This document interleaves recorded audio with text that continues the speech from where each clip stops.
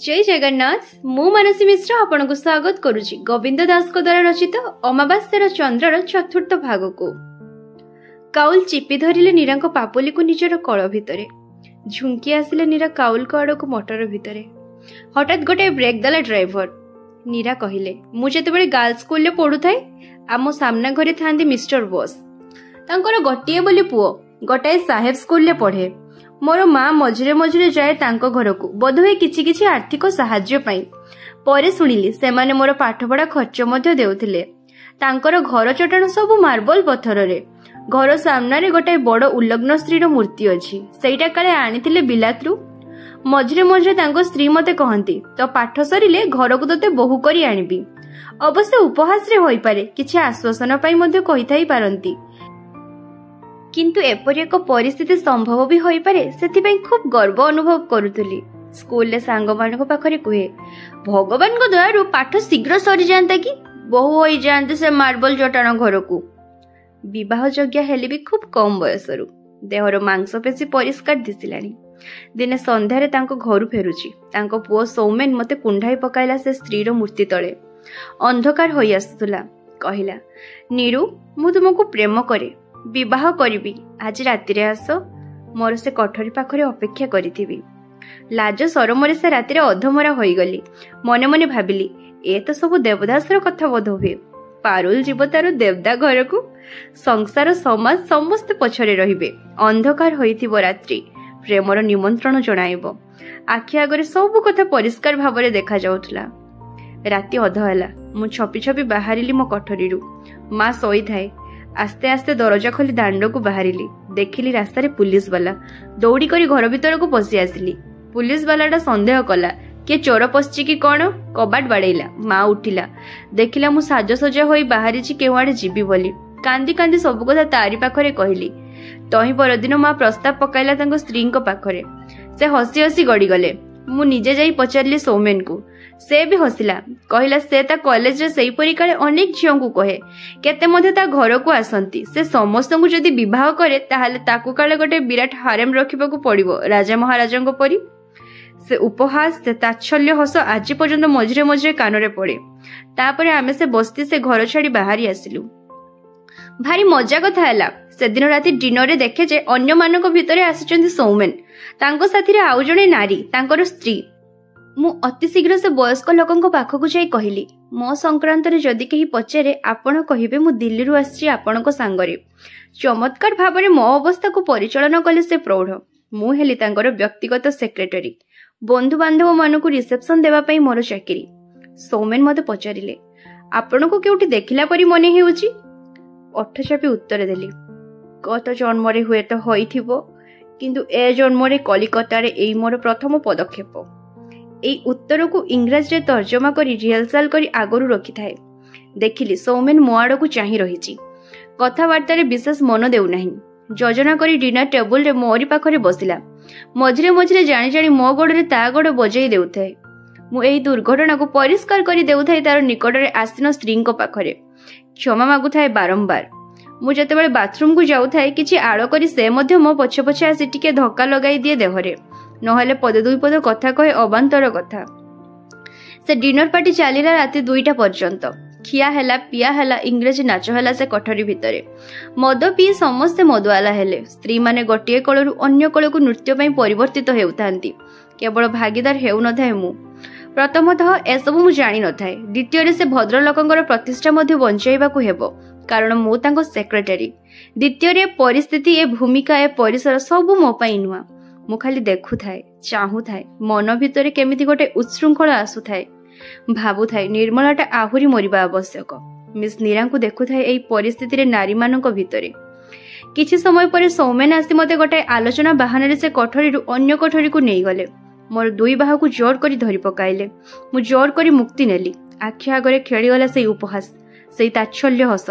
क्रोध हैला ठाई करी चटकणाटिए पकाइली तांकर गालरे। सौमेन मुहरे किपरि गोटे हिंस दृष्टि अछि घृण्य दृष्टि। कौनसी स्त्री एपरी पुरुष को चाहिबो नाही। से मार्बल चटाण पाई सिना मोर आकांक्षा थिला नचेत से पुरुषटा पाई मोर केबे किछि आग्रह नथिला।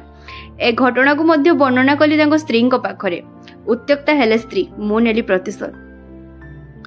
ଭଦ୍ରଲୋକ ଭଦ୍ର ମହିଳାମାନେ ବିଦାୟ ନେଲେ, କିନ୍ତୁ ସେ ଗପର ଆଲିସ ଝିଅ ପରି ଏକ ନୂଆ ଜଗତକୁ ଆସିଲି। ଏତେ ଉଚ୍ଚ ସ୍ଥାନ, ଏତେ ସମ୍ଭୋଗ, ଏତେ ସହଜରେ ପ୍ରାପ୍ୟ। ସେ ଟାଇପିଷ୍ଟ, ସେ ଶିକ୍ଷୟିତ୍ରୀ, ସେ ଦୋକାନ କାମ ଏତେ ଯନ୍ତ୍ରଣାଦାୟକ ଥିଲା। ତଥାପି ବଞ୍ଚିବା ଦୁଷ୍କର ହେଉଥିଲା। ବର୍ତ୍ତମାନ କେତେକ ସମୟ ପାଇଁ ନିଜର ରୂପ ପରିବର୍ତ୍ତନ କଲି, ଉପଭୋଗ କଲି ସବୁଠୁ ଐଶ୍ୱର୍ଯ୍ୟପୂର୍ଣ୍ଣ ସ୍ଥାନ, ସୁନ୍ଦରତମ ସୁଖାଦ୍ୟ, ଧନାଢ୍ୟ ପ୍ରତିଷ୍ଠିତ ଜନତାର ସାନ୍ନିଧ୍ୟ, ସାମାନ୍ୟ ମୂଲ୍ୟବୋଧର ବିନିମୟରେ। ସେଇଦିନ ରାସ୍ତାର ପରିବର୍ତ୍ତନ ହେଲା, ରୂପର ପରିବର୍ତ୍ତନ ହେଲା, ନାମର ପରିବର୍ତ୍ତନ ହେଲା। ପଦେ ପଦେ ଅନ୍ଧକାର ଗହ୍ୱର ଭିତରକୁ କ୍ରମେ କ୍ରମେ ଆଗେଇଲି, ହେଲି ଗଣିକା। ସୌମେନ ଆସିଛି। ମୁଁ ମୋର କୋଠରୀର ଚଟାଣକୁ ମାର୍ବଲ ପଥରରେ କରିଛି, ତାରି ସ୍ତ୍ରୀର ଗହଣା ଜରିଆରେ। ସେ ଦୋକାନ ମାଲିକଙ୍କର ପୂର୍ବ ବନ୍ଧୁମାନେ ବ୍ୟାକୁଳ ଭାବରେ ଅପେକ୍ଷା କରିଥାନ୍ତି ମୋର ଆଦେଶ ପାଇଁ। ମଝିରେ ମଝିରେ ନୃତ୍ୟ କରି ସେମାନଙ୍କୁ ଉଚ୍ଛୃଙ୍ଖଳ କରେ।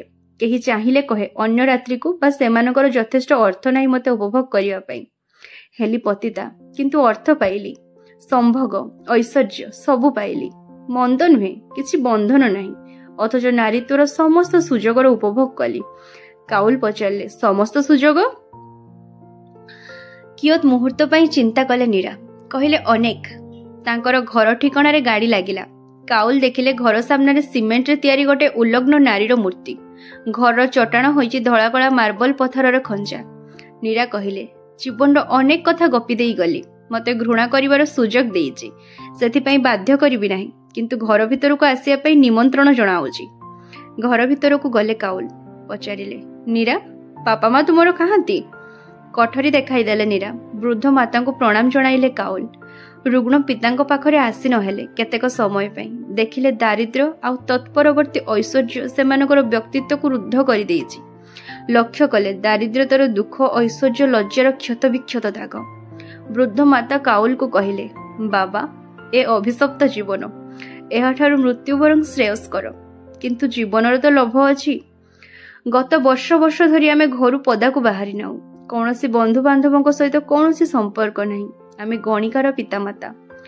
କାଉଲ ଭାବିଲେ, ଲେଖକ, ଚିତ୍ରକର ଗଣିକାର ଇତିହାସ ଲେଖିଛନ୍ତି, କିନ୍ତୁ ସେମାନଙ୍କର ପିତାମାତା ଯେଉଁମାନେ ଅପମାନର ଅଗ୍ନିରେ ଅହରହ ଜ୍ୱାଳା ପାଉଛନ୍ତି, ସେମାନଙ୍କର ଦୁଃଖ ହେଉଛି ଆହୁରି ବାସ୍ତବ, ଆହୁରି ମର୍ମନ୍ତୁଦ। ସେମାନଙ୍କର ଦୁଃଖର କୌଣସି ପ୍ରତିଦାନ ନାହିଁ, ପ୍ରତ୍ୟୁତ୍ତର ନାହିଁ। କୋଠରୀ ଭିତରେ ଛିଡ଼ା ହୋଇ କାଉଲ ଦେଖୁଛନ୍ତି ଶିକାରୀର ଶରବିଦ୍ଧ ଆସନମୃତ ଦୁଇଟି କ୍ଷୁଦ୍ର ପକ୍ଷୀ। କୌଣସି ସାହାଯ୍ୟ ନାହିଁ, କିଛି ସମର୍ଥନ ନାହିଁ। ସମଗ୍ର ସଂସାରରେ ସେମାନେ ହୀନତମ। ଯନ୍ତ୍ରଣାରେ ଉତ୍କ୍ଷିପ୍ତ ହେଉଛି ଦୁଇଟି ପ୍ରାଣ। କିଛି ସମୟ ଅପେକ୍ଷା କରି ନିର୍ଗତ ହେଲେ କାଉଲ ସେ କୋଠରୀରୁ। ବାହାରେ ପରଦାର ପଛଆଡ଼େ ଦେଖିଲେ ଛିଡ଼ା ହୋଇଛନ୍ତି ନୀରା। ଆଖିରେ ଲୁହ ଭରିଯାଇଛି। କାକୁତି ମିନତି କରି କ୍ଷମା ଚାହିଁଲା ପରି ଅନାଉଛନ୍ତି କାଉଲକୁ। କାଉଲ ନୀରାଙ୍କର ଦୁଇଟି ହାତ ଧରି କହିଲେ, ନୀରା, ଲତକ ଭବିଷ୍ୟତର ପଥକୁ ଝାପ୍ସା କରେ। ପାଦ ହେବ ଦୁର୍ବଳ, ସମ୍ଭବ ହେବ ନାହିଁ ପ୍ରଗତି। ଦୁଇଟି ଅବାଧ୍ୟ ଟପା କାଉଲଙ୍କ ହାତ ଉପରେ ପଡ଼ିଲା। ନୀରା ନିଜକୁ ସଂଯତ କରି ରଖିପାରିଲେ ନାହିଁ। ଆଶ୍ରୟ ନେଲେ କାଉଲଙ୍କ କୂଳରେ। ଲୁହର ଧାର ବହି ଯାଉଥାଏ। ନୀରା କହୁଥାନ୍ତି, କାଉଲ ସାହେବ, ଏ ନର୍କରୁ ମୁକ୍ତି ଚାହେଁ, ନିଷ୍କୃତି ଚାହେଁ। ଏ ଜୀବନରେ ସୁଖ ସମ୍ଭୋଗ ବିଷୟରେ ଯାହା କହିଛି ସେ ସବୁ ମିଛ, ସବୁ ପ୍ରତାରଣା। ଜୀବନ ଅସହ୍ୟ ମନେ ହେଉଛି। ସହ୍ୟ ହେଉନାହିଁ ଏ ଅପମାନ, ଏ ଘୃଣା, ଏ ଜୀବନ। କିଛି କ୍ଷଣ ପରେ କାଉଲ ବିଚ୍ଛିନ୍ନ କଲେ ନୀରାକୁ ନିଜ ଶରୀରରୁ। କହିଲେ, ନୀରା, କଳଙ୍କର କ୍ଷମା ଅଛି, କିନ୍ତୁ ଅସହାୟତାର କୌଣସି ପରିପୂରକ ନାହିଁ। ଛିଡ଼ା ହୋଇ ଶିଖ ନିଜ ଗୋଡ଼ରେ। ମୁକାବିଲା କର ଜଗତକୁ, ସଂସାରକୁ। ଲୁହ ପୋଛି ନୀରା ସ୍ଥିର ଭାବରେ ଛିଡ଼ା ହେଲେ ଗ୍ରୀକ୍ ଦେଶର ପ୍ରସ୍ତର ମୂର୍ତ୍ତି ପରି। ବିଦାୟ ନେଲେ କାଉଲ। 2 ବର୍ଷ ପରେ ଫେରି ଆସିଲେ କାଉଲ ପୁଣି ସେ ସହରକୁ। ଉଡ଼ାଜାହାଜରୁ ଓହ୍ଲାଇ ହୋଟେଲରେ ପହଞ୍ଚି ସର୍ବପ୍ରଥମେ ଗଲେ ନୀରାଙ୍କ ଘରକୁ। ସେତେବେଳକୁ ସନ୍ଧ୍ୟା ହୋଇ ଆସିଲାଣି। ଆଲୋକ ସବୁ ଫୁଲର ମାଳା ପରି ସଡ଼କକୁ ସଜାଇ ଦେଇଛି। ଘର ଭିତରେ ପହଞ୍ଚି ଭେଟିଲେ ନୀରାଙ୍କୁ। ଦେଖିଲେ ସେ ରୂପର ମାଦକତା ନାହିଁ। ସେ ଚାହାଣୀରେ ଆଉ ନାହିଁ ଉଚ୍ଚାଙ୍ଗ ଇଙ୍ଗିତ। ଶାନ୍ତ, ଶୁଭ୍ର, ରୂପ ପ୍ରାଙ୍ଗଣର ତୁଳସୀ ଗଛ ପରି ପ୍ରସାଧନ ବିହୀନ ନାରୀ। ବିଧବାର ଗୌରବରେ ଉଦ୍ଭାସିତ। କିଛି କ୍ଷଣ ଦୁହେଁ ଦୁହିଁଙ୍କୁ ଚାହିଁଲେ। ନୀରା କହିଲେ, କାଉଲ, ତୁମେ ମନୁଷ୍ୟ ନୁହେଁ, ତୁମେ ମହାତ୍ମା। ନୀରା, ଏହାକୁ ତୁମେ ଲେଖ, ମୁଁ ପ୍ରଚାରପତ୍ର କରି ବାଣ୍ଟିବି।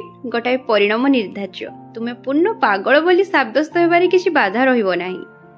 କାଉଲ ପଚାରିଲେ, ବାପା ମା କାହାନ୍ତି? ଯାଇଛନ୍ତି କାଳୀ ମନ୍ଦିରକୁ। ନୀରା କହିଲେ, କାଉଲ, ଜାଣେ ତୁମର ଧନର ହୁଏତ ଅଭାବ ନାହିଁ, କିନ୍ତୁ କାହିଁକି ବିଲୟ କଲ ତୁମର ଏତେ ଅର୍ଥ? କାହିଁକି ଏ ତ୍ୟାଗ? କାହିଁକି ବଞ୍ଚିତ କଲ ନିଜ ପରିବାରକୁ? କାଉଲ କହିଲେ, ନୀରା ଜୀବନରେ ମୁଁ ପିତୃମାତୃହରା। ଭାବିଲି ଏ 2 ଜଣଙ୍କ ଯନ୍ତ୍ରଣାର ଉପଶମ କରିବି। ତା ଛଡ଼ା ଏ ଯେଉଁ ଅର୍ଥ, ଏହାର ଜନ୍ମ ମଧ୍ୟ କଳଙ୍କରୁ। ସେଦିନ ତୁମ ଘରୁ ଯାଇ ଅଫିସରେ ଗୋଟିଏ କଥାବାର୍ତ୍ତା ହେଲା, କଳା ବଜାର କଥା, ଯାହା ମୋର ପ୍ରାପ୍ୟ ତାଠୁ ଅଶେଷ ଅଧିକ ଅର୍ଥ ପାଇଲି। ଭାବିଲି ଏହା ଉପରେ ଅଧିକାର ତୁମ ପିତାମାତାଙ୍କର, ତୁମର ବି। ସେଦିନ ସନ୍ଧ୍ୟାରେ ଖୁବ୍ ଆଶ୍ୱସ୍ତ ଅନୁଭବ କରୁଥିଲେ କାଉଲ। ତାଙ୍କର ଆଖି ଆଗରେ ଦେଖାଯାଉଥିଲା ବୃଦ୍ଧ ରୁଗ୍ଣ 2ଟି ଅସହାୟ ଶରୀର। ଚେଷ୍ଟା କଲେ ସ୍ମରଣ କରିବା ପାଇଁ ନିଜର ପିତାମାତାଙ୍କୁ। କୌଣସି ଚିତ୍ର ମନରେ ଧରିଲା ନାହିଁ। ଭାବିଲେ ଏହିପରି ହତାଶ ହୋଇ ବିଲୁପ୍ତ ହୋଇଥିବେ ତାଙ୍କର ନିଜ ପିତାମାତା। ପିତାମାତା ପ୍ରତି ଜାଗ୍ରତ ହେଲା କାଉଲଙ୍କ ମମତା। ସେ ସନ୍ଧ୍ୟାରେ ସମସ୍ତ ଉପାର୍ଜନର ଗୋଟିଏ ଅଂଶ ପଠାଇଲେ କାଉଲ ନୀରାର ପିତାମାତାଙ୍କ ଉଦ୍ଦେଶ୍ୟରେ। ଲେଖିଲେ, କାଉଲ ଏହା ହେଉଛି ତାର ପିତାମାତାଙ୍କ ପ୍ରତି ଅର୍ଘ୍ୟ, ପ୍ରଣାମୀ। ଏ ଅର୍ଥର ସାହାଯ୍ୟରେ ତାଙ୍କର ଭବିଷ୍ୟତ ଜୀବନ ବିତାଇ ଦେଇପାରିବେ। ନୀରାଙ୍କୁ ପଠାଇଲେ ଅନ୍ୟ ଏକ ଅଂଶ। ଲେଖିଲେ, ନୀରା, ଯଦି ଚାହଁ ଏହି ଅର୍ଥର ବିନିମୟରେ ତୁମେ ଫେରି ଆସିପାରିବ ତୁମର ପୂର୍ବ ଜୀବନକୁ, ଯାହା ଶୁଦ୍ଧ, ଯାହା ପବିତ୍ର ବୋଲି ମନେ କର। ନଚେତ୍ ଏହାକୁ ତୁମର ଅତୀତ ଜୀବନର ବର୍ଣ୍ଣନାର ପୁରସ୍କାର ସ୍ୱରୂପ ଗ୍ରହଣ କରିବ। ନୀରା ସ୍ଥାପନ କରିଛନ୍ତି ବିଦ୍ୟାଳୟ। ପତିତା ଗଣିକାର ଶିଶୁମାନଙ୍କ ଉଦ୍ଦେଶ୍ୟରେ ନିଜର ଚେଷ୍ଟା, ଅନ୍ୟର ସାହାଯ୍ୟରେ ଗଢ଼ି ଉଠିଛି ଅନୁଷ୍ଠାନ। ଅର୍ଥର ଆଗମନ ବ୍ୟତୀତ ନୀରା ଫେରି ପାଇଛନ୍ତି ବିଲୁପ୍ତ ସମ୍ମାନର ବିଗତ ପ୍ରତିଷ୍ଠା। ନୀରା କହିଲେ, ତୁମର କି ରୀତି ଅଛି ଜାଣେ ନାହିଁ। ଆମର ଏଠି ମୁଣ୍ଡରେ ଟିପା ଦେଇ ପ୍ରଣାମ ଜଣାଇ ଅନ୍ୟକୁ ଭାଇ ବୋଲି ଗ୍ରହଣ କରାଯାଏ। ଅବଶ୍ୟ ସେ ଭାଇର ଯଦି ଆପତ୍ତି ନଥାଏ। କାଉଲଙ୍କ ମୁଣ୍ଡରେ ଟିପା ଦେଲେ ନୀରା। ପ୍ରଣାମ ଜଣାଇଲେ କାଉଲଙ୍କ ପାଦ ତଳେ। ନୀରାଙ୍କୁ ଆଶୀର୍ବାଦ ଜଣାଇଲେ କାଉଲ। କଳକୁ ଟାଣି ନେଲେ। କଳ ଭିତରେ ଶିଶୁଟି ପରି ଚାହୁଁଥାନ୍ତି ନୀରା କାଉଲଙ୍କର ମୁହଁକୁ। କାଉଲ ଦେଖିଲେ ନୀରାଙ୍କର ଏହି ନୂତନ ରୂପ, ମମତା ଭରା, କୋମଳ, ଶାନ୍ତ, ପବିତ୍ର ନାରୀତ୍ୱ।